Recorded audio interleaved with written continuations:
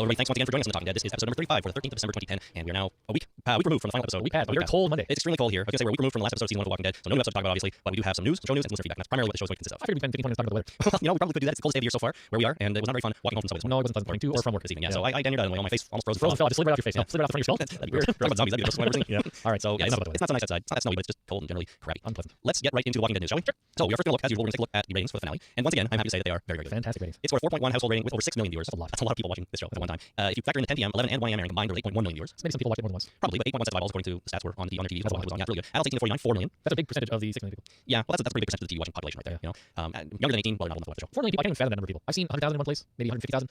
For 4 million, I can't wrap my head around that. That's a lot of people. No, that's a hell of a lot of people. I've probably seen about 100,000 in one place before in a big outdoor concert. Yeah, something like that. Wasn't the Toronto Blue Jays won the Super Bowl? What do you call it? Yes, the Super Bowl of baseball, also known as the World Series. The World Series, that's the one. Now, that was in the early 90s, That was right? in the early 90s. Yeah, I walked up the street and there was about 120,000 people there. Yeah, that's hard to estimate because you're just dispersed amongst the downtown area of the city. When we were together, when we were at a big concert in a park nearby here, and there's probably 100,000 right there. Yeah, that was a lot of people. That's for sure. It sure was. And they were, I forgot about that. And they were all watching the same thing. Oh, AC/DC, that was good. That was fun. That was a great show. And Stones and Rush. Rush. Maybe the only Canadians aren't so fond of Rush. I don't know. AC/DC was awesome. AC/DC Soul was. show. So 4 million people, hard to imagine them all doing the same thing all at the same time, but they sure did. Now the finale was the highest watched of all the episodes. Is that surprising or not? I don't think so. I think finales are pretty popular. They are, Finales are popular. Finales are more popular. but of a brand new show that only had 6 episodes. That is phenomenal. Phenomenal. It's phenomenal. It's phenomenal snowman. Yeah. Totally by the way. Phenomenal. Watching a pair of eyeballs for each person on number of people. Having a little trouble there. My brain's completely shut down. It's cold and late. Okay. I just kept going. I pulled together, but no. It didn't work. Finally, the last stat I have here is that the average in 1849 demo for the whole series was 3.5 million viewers. So that was the episode average for the 6 episodes, which is pretty good. And apparently that makes it the most watched drama series in basic cable history in the demo. Demographic. That's a demo. Yeah, well, also means demonstration. That is true. So I got confused for some reason. Well, I'm sorry to confuse you, but 3.5 million average, most watched series of all time. Pretty amazing. That is pretty amazing. Pretty amazing. Even the dramatic series that have been on TV, that is pretty amazing. It is. Maybe someday The Walking Dead will beat the record for all time most people watching a dramatic series. MASH? The Is series finale it MASH? MASH or Cheers? MASH. So do you know what the number is? A whole hell lot. It was 60 million or something like that. 60 million? Okay, that number. Yeah, I looked it up briefly earlier today. It was in the tens of millions. It was a lot of people. Now, remind me, when was MASH on the air? Oh my god, it was 70s. I'm not sure off the top of my head, but it was late 70s, early 80s. I think the finale was in like 83, 84. I could be wrong. So do you think it garnered that kind of viewership because there wasn't as much on TV back then? No, MASH was a good show. I know that. I like There's MASH. been lots of good shows since MASH. Well, there has been, but the finale of MASH, I mean, it was a long-running series, and the characters were all beloved for the entire run, and they probably hyped the living crap out of the finale. So it got a lot of eyeballs staring at TV sets. Yeah, but 60 million as compared to whatever second place is. Might be Cheers. I don't know. Maybe Cheers had a lot. But like your average show now, even a finale of Lost, I don't know what the rating for that. I can't even imagine that being over 10 million. It was up there.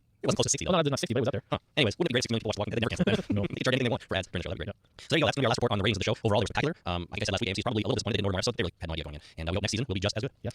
Moving on, also in the news, the Walking Dead DVD and Blu-ray cover art and special features have been revealed. This comes from Amazon.com where you can pre-order the your set right now. Anything, really. Yeah, pretty much anything. The cover art is the standard deserted highway rip on the horse image that we've all seen and loved. The special features are listed as the making of, fun, webisodes, Webisodes. yeah, audio commentaries, behind the scenes footage, and that's it. Do you know what webisodes? Well, I don't know for sure, but maybe it's some of the production videos they released, like Melissa Cowan being made up as Bicycle Girl, stuff like that. That's not really a webisode. It's not. Webisode is in-character stuff, right?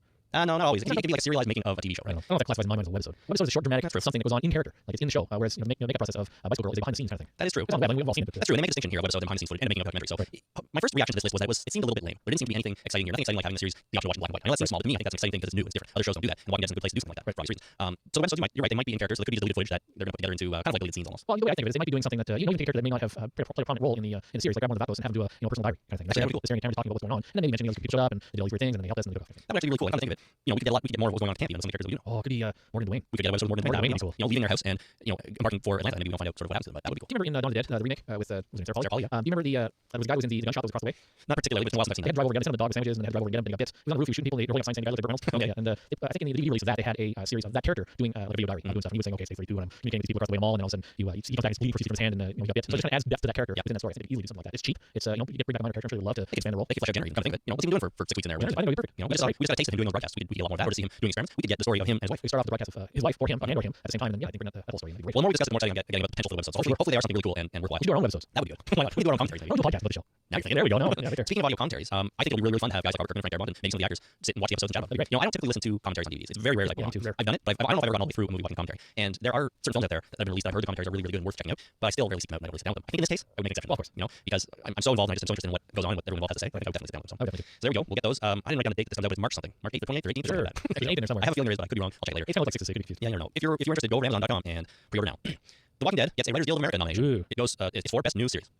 Nothing too unexpected there, to be quite honest. The other contenders in categories are Boardwalk Empire. Very good show. Treme? Treme was also a good show. It's about Katrina down in New Orleans. Oh. This one's got John Goodman in it. I've never heard of I it. didn't watch a couple episodes. I haven't actually seen it, but she can't speak highly enough of it. She loves it. Now, I don't mind revealing that I'm kind of a boob, but what does the title mean? I'm also a boob, apparently, because I don't know what the title Okay, we'll figure that out maybe. Also, up for the award is Men of a Certain Age. I don't know how you're identified. don't know that either. I've heard of it, but I haven't watched it. Strangely, I haven't watched any of these shows. Boardwalk Empire is the kind of show that I probably would like to watch. We just finished the 12th episode of Boardwalk Empire, which I believe is the finale. It sure felt like a finale on Saturday. Well, 12 is about HBO, right? Yeah, 12 is about 13, so it sure felt like a finale, but I wasn't absolutely sure it was a finale. Okay. Fantastic show. Great show. You should definitely check it All right, out. well, I should check that out. Steve Buscemi's brilliant. Absolutely brilliant. He's really good. He is good, but he's brilliant in this role. All right, I will definitely check it out. There are 2 shows that I need to watch. Well, maybe 3 now, but the other one is Dexter. Well, you have to. I need to start at the beginning and watch Dexter. I take ridicule from people people for not having seen that. Deservedly so. Yeah, I You deserve to be ridiculed. And shunned even. I might even shun you a little bit. Oh, don't shun me. You have I it. can handle the ridicule. Shunning, I don't know. You have the first 3 seasons in your possession, I believe. I do. I borrowed them from you. I just got to get around. Actually, the first one I purchased and still haven't watched it. So one of these days. Good show. The winner of the Redfield America Award will be announced on the 5th of February at a ceremony. I don't think that's on TV. So we'll Secret ceremony. Yeah, exactly. Underground ceremony. In the secret underground layer where the writers have their guild. I don't let writers see sunlight. No, Like a secret layer so that their eyes don't get hurt. that's when they're at their most creative.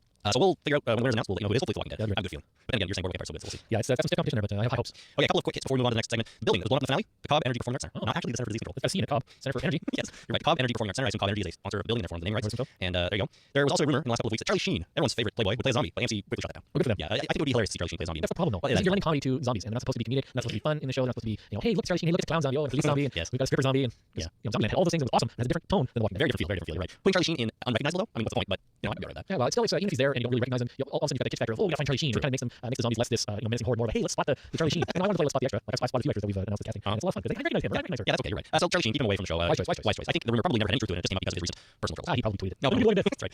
We can't forget too that Thomas Jane at some point is going to be in The Walking Dead. He basically confirmed that before the show started a couple months ago. That's okay. As if he plays a real character. Yeah. You know, 'cause he's awesome. Finally, according to Entertainment Weekly, Robert Kirkman told him that he wanted to kill more people in season 1. You know, he's a little bit kill happy if you read the comic book. Yeah. And he says, if anything, if I were to criticize the first season at all, which I think we're great, I would say I wish we had killed more people. I agree. Well, if you had to criticize in any way, any kind of flaw in this first season of The Walking Dead, as compared to the first, say, 12 issues of The Walking Dead comic book, there was a lot more main characters killed in the comic book than there was on the television show. And I would agree with them. It's like one of the things about the comic book that I absolutely love is that any main character could be killed off at the drop of the hat. You know, walking past a lurker and they grab your ankle and you're dead. It's true. I mean, and many of them have met their demise in the comic. I think probably Rick is the only one that's safe for now, or at least Pretty safe. pretty safe. Just Carl. Carl is pretty safe, but I think we talked about it before that I really think The Walking Dead is Carl's story. At least the comic book is. And I think at some And point, maybe Sophia, they'll survive together. But I think at some point, Rick is going to get killed in the comic when he's like just old enough to be on his own, and then they'll sort of go on from there. So that's a different topic though. So Kirkman wishes they killed more people in season 1. They killed a few. They did kill a few. I would have liked to see one of the main characters die. Yeah, it would have been. Well, I'm too minded to see Shane die. Amy died. Amy did die. And she was one of the main characters. But she had the, if you take main characters as in posters were made for them before the show started. They had a whole list of posters. They had the cast all together. She was on that list. Was she on the or did she have one by She herself? had one by herself. Okay. So she was in the main character list, and they killed her off, and we all expected it, but it was still a nice thing for them to do. But I think one of the main Killing her off was a nice it was a nice thing to do. I mean, he has a main character, something a little juicy to die. Like if I draw a comparison to Lost when Mr. Echo died, in the second season, or was it third season? He was at least third, yeah. Well, when he died, that was a big deal. He was a beloved character. He was beloved. He was a newish character, but people did love him because he was unique, right? Yeah. He wasn't your cookie cutter type character. No, Well, what did it? I'm sure there's going to be more dead people coming up in season 2. Not to worry.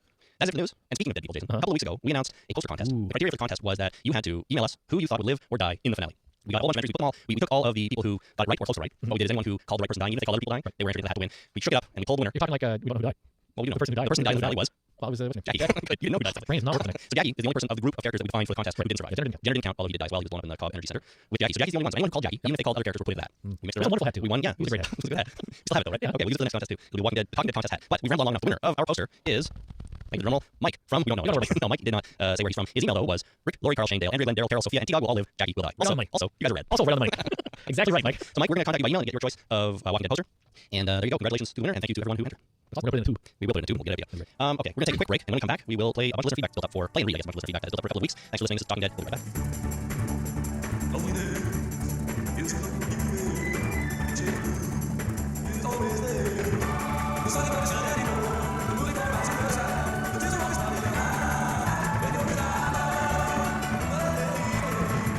Okay, time to come back and do some listener feedback. The first one is a call from Dave in South Texas. Here's what he had to say. Hey guys, it's Dave from South Texas. I just listened to your recap of the Battles episode, and you were saying about what the guy Kim was saying in the alley was yelling stuff. I think you were saying yelling, ayúdame, ayúdame, which means help me.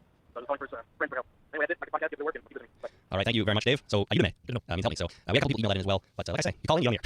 So, it's a rule. It's a rule. So, thanks everybody for clearing that up. I don't speak Spanish, so I wouldn't know. Nor do I. I don't speak French either. No, neither do I. Which is sad because we were in Canada. They speak French. Some of us. They. Yeah, not many actually. I'm trying to think of it. Well, not here. No, not here. A lot of people do. My wife speaks French. Yeah, you know, my wife says she speaks French, but I'm not sure she does. You know, your wife speaks Czech. That's true, very well. Yeah, doesn't count though. Okay, next bit of feedback we have is Mark from Toronto. He writes in and he says, it was an airstrike that hit the hospital. You can clearly hear the jet, and 2-3 seconds later was the impact. Most likely calling by Marines retreating the building with the civilians. So he's referring to the flashback we saw of Shane in the hospital trying to rescue Ray. Right, where there was the shaking of the building power. That's right. So it was an airstrike. Right. That's cool. He goes on to say, he goes on to answer a bunch of questions we had actually. The next one, checking the chest is actually the proper thing to do as a person in a coma can have blood pressure so low as to not have a discernible pulse. So Shane knew what he was doing. We were all going on about check for a pulse in the neck or the wrist or whatever, but I guess if your blood pressure is way low because you're in a coma, you just have to listen. I thought the needle in the eye was the right thing to do. Needle in the eye. You put needle, we talked about this in the Make Sure Somebody's Dead. You put a needle right in their eye. They're not dead. True. But like, okay, this is zombie apocalypse. That might not hold true. Well, in coma. Also, breathing might not hold true either. Yeah. Because we know the zombies breathe. We do. And you breathe for sure. Yeah. In the teaser of Wildfire, it showed F34CJTS-19 in Vi's playback. CJ, aka Carol Jenner, also shown his rate of necrosis, whatever that is, cool name though. Necroposis? Necroceptus.